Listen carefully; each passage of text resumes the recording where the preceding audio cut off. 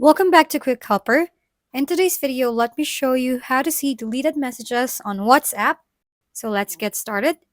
Go to Google Play Store, find the app WAMR, and click on the Install button. Once the installation is complete, launch the app and grant the necessary permission to access it.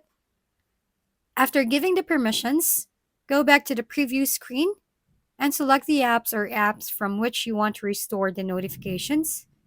Now, every message you receive on WhatsApp, including deleted messages, will be available on this application. Thank you for watching.